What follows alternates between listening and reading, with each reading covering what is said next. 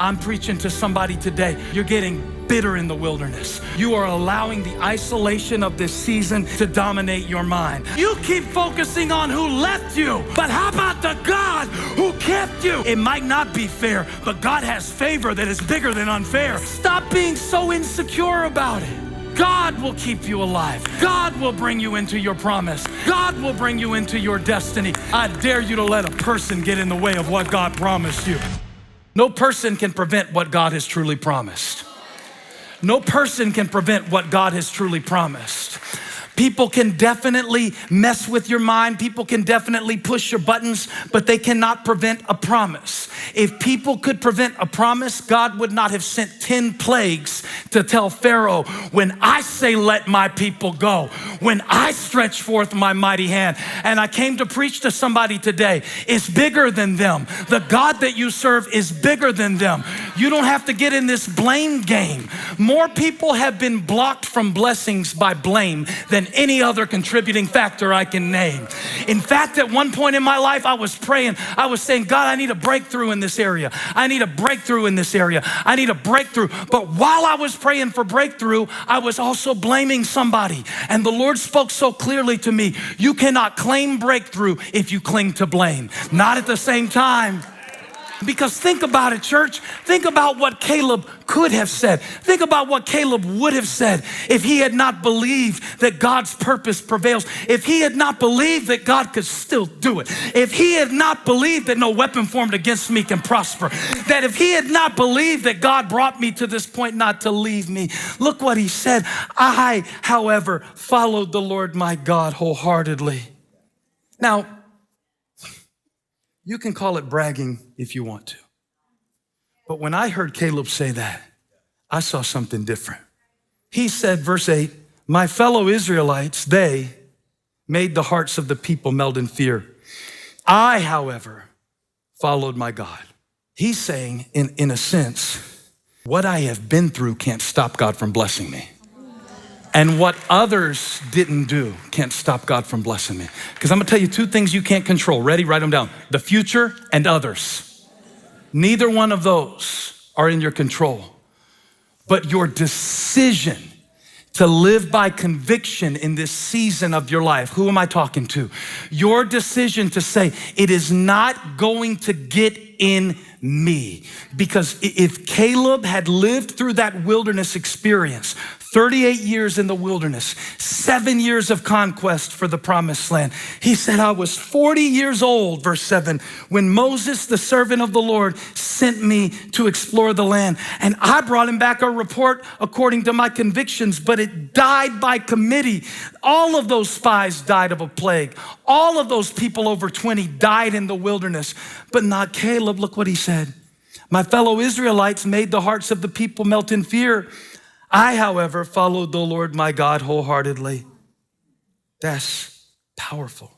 And then verse 10, now then, just as the Lord promised, he has kept me alive for 45 years.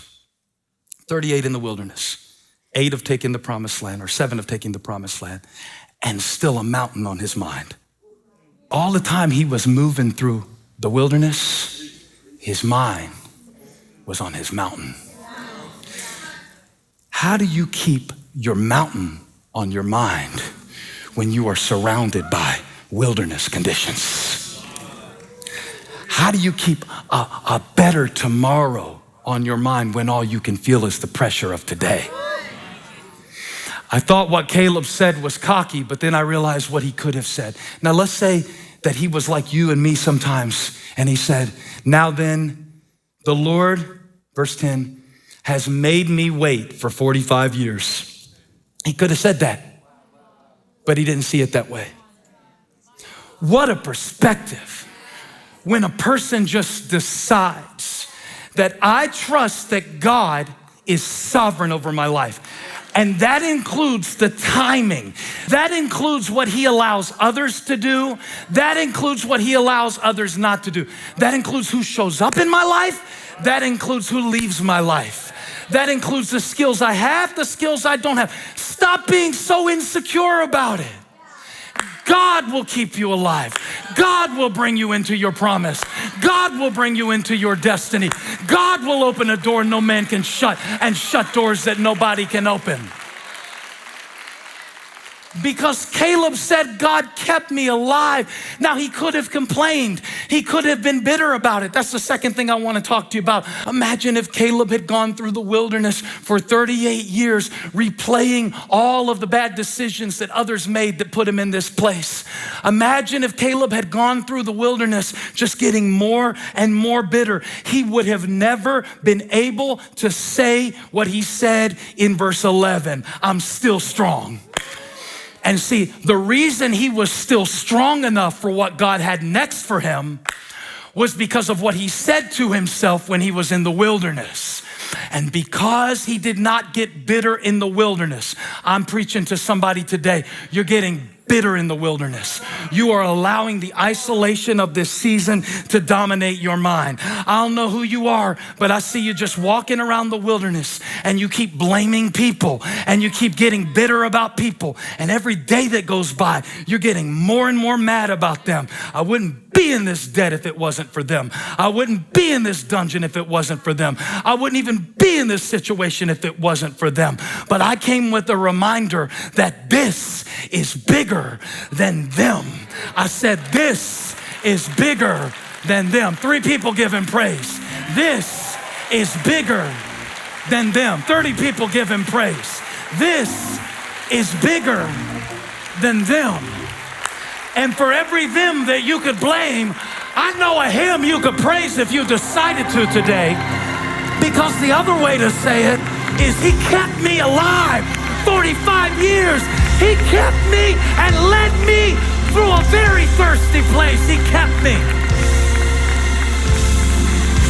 High five your neighbor, say he kept me. He kept me. I went through some barren places, but he kept me. There was no water, but he made it come out of a rock. He kept me. There was no way, but he made a way. He kept me. I was walking through a wilderness, but my shoes never wore out. My clothes never wore out. He kept me. He kept me. He kept me. He kept me. And you keep focusing on who left you. But how about the God who kept you through the night, who kept you through the trial, who kept you through the adversity?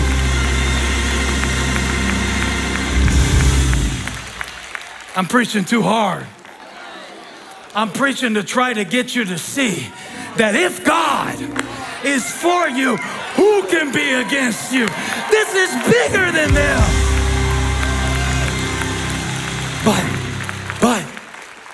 But the biggest battle that Caleb won was not against the enemies that inhabited Canaan.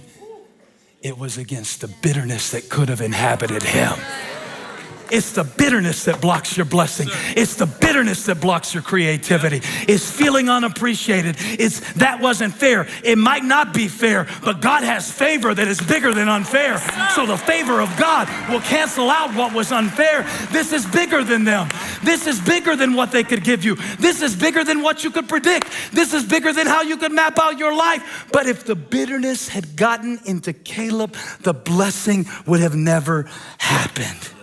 So you have to choose now, bitterness or blessing. Because the Bible says in verse 13, then Joshua blessed Caleb. And he gave him the mountain. And he gave him the inheritance. And it would not be investment free, but it was his. But we would never get to then if he had become bitter because of them. There are seasons in your life where your insecurity has caused you to invent enemies that did not exist. That was the whole reason Moses never got to go into the promised land, because he was more focused on them than him. And that is the whole reason you keep giving your purity away to somebody, some pervert that's beneath you, because your focus is on them, not him. Who cares what they say? They didn't make me. They don't have the final say. And I will move it away from a temptation aspect and ask you the question, why do you keep inventing enemies? Because you will not deal with the insecurity. The whole reason Moses could not go into the promised land was because of his insecurity. Do you remember the first thing he said to God? Who am I that I should go? It doesn't matter who you are. It matters who he is and what he's given you to do. This is bigger than him. Everybody who's raising a child and you don't feel like you know what you're doing, wave at me. Okay, it's God's kid before it's your kid. So this is bigger than them. This is bigger than them. This is bigger than you. This is bigger than both of you all put together. God wants you to trust him. How many of you are moving into a season of your life where you have never felt more uncertain about your own competence? Do not miss getting your grapes because you see yourself as a grasshopper. I take this reference directly from Numbers chapter 13. When the people of God could have gone into the land, they were carrying grapes on their shoulder. Big grapes, cluster of grapes. Took two of them to carry one pole. I believe it was Joshua and Caleb. I believe that's why Caleb came back to his great carrying partner when he said, it's time. I survived the wilderness, and it's time. I didn't die in the desert, and it's time. I'm still ready. I'm still strong. I didn't get bitter. And Caleb comes to Joshua and says, it's time for me to be blessed. But you know, they could have had the same blessing a generation earlier. If they had seen themselves correctly, if they had seen themselves as blessed, they would have realized that there is no battle that is too big for God. But instead they said in verse 31, we can't attack those people. We can't attack them. They are stronger than we are. Go back one verse before, please. Oh, you're gonna love this. Caleb silenced the people. Then Caleb silenced the people. Then 45 years earlier, he silenced the people and he said, we should go up and take possession of the land. We can certainly do it. But the people said, we can't attack those people. They're stronger than we are. And they spread among the Israelites a bad report about the land they had explored. They said, the land we explored devours those living in it. All the people we saw there, they're big. They're of great size. Verse 33, we saw the Nephilim there, the descendants of Anak come from the Nephilim. We seem like grasshoppers in our own eyes. And we looked the same to them. But what you fail to realize, man, is this is bigger than them. God promised you that land. God promised you freedom. God promised you tomorrow. God promised you a hope in a future. God promised you to break the generational curse. God promised you total freedom. God promised you righteousness. God promised you peace. God promised you joy in the Holy Spirit. And I came with a reminder today that this is bigger than them. This is bigger than them. And if you can make it through this wilderness season of your life and not get bitter and not be insecure about what you don't have, God can take somebody who feels like a grasshopper and feed them something that looks like a grape. Now I'm telling you what I know about, because every time I've done something in this church that seemed unusual, there was always somebody who said I couldn't do it, but it wasn't up to them because it's bigger than them. This is bigger than them. Now I'm coming up here for a reason, because there are so many people in this church who do not look alike. In fact, there are people in this church who, if they ever talk to one another, they get in a fist fight. That's all right. There are people in this church whose backgrounds are so different. Any educational background you want to mention is in this church. There are doctors in this church who hear every word that I mispronounce. People with PhDs, and my grammar drives them crazy, but they come anyway. There are people in this church who can't even read, but they come to church and God speaks to them anyway, because God is bigger than a reading disability. Now I'm trying to tell you something. When I started this church, I said, I want to have a church that is non-traditional, but we preach the word. And there was somebody who said, you can't do both. You can't reach lost people and preach the word. I already preached half the Bible today, and I didn't see anybody walk out. And there are some people in here who already know the story, and some people who never heard it. But see, God is bigger than them. There have been people through the years that criticized us for being a church that would dare, watch this, dare to not make political statements, but be more oriented around the cross of Christ than by a cultural position that is already so prevalent that it's dividing this country right down the middle. But this is bigger than them, because God did not call me to reach one subset of people. That's what I'm trying to say. This is bigger than them. One pastor took me out to lunch when I was first getting started. I said, what would really be in my heart is to have a church that is incredibly diverse. He said, what do you mean diverse? Do you mean like black people and white people together? I said, yeah. He said, you better not go to Charlotte if you want to start a church like that, because Charlotte is too divided for a church like that. If you wanted a church that had black people and white people and people from all different backgrounds, there is no way that you can break through racism in Charlotte. I don't care how good your heart is. I don't care how much you pray. I've tried it before. I'm been a pastor for 30 years, and they were telling me that it couldn't happen, but this is bigger than them, because if you look around you today, you will see very different types of people. And I just want to remind you, if God puts something in your heart and they said it could never happen, you go on in, Caleb. You go on in, 85 years old. You go on in with a cane. You go on in with a suspended driver's license. You go on in on your second marriage. You go on in and do what God called you to do. Because this, high five 15 people, say this is bigger than them. I tell myself when I preach, these cameras are putting me out all over the world. Now I'm back where they don't have any cameras. But I'm telling you that this service is going out beyond this room, because when God speaks, it has no limit. When God speaks, it has no border. I don't care how they diagnose you. God's destiny does not consult man's diagnosis. This is bigger than them. This is bigger than them. This is bigger than fear. This is bigger than my past. This is bigger than shame. This is bigger than the naysayer. This is bigger than the critic. It's bigger than them. I dare you to let a person get in the way of what God promised you. This is bigger than them. God said to Caleb, because you made a decision not to be defined by an event. Verse 9, Joshua 14. This land where you put your feet is bigger than you. It will be your inheritance and that of your children forever. And what we can never understand, oh, I'm almost done. I'm almost done.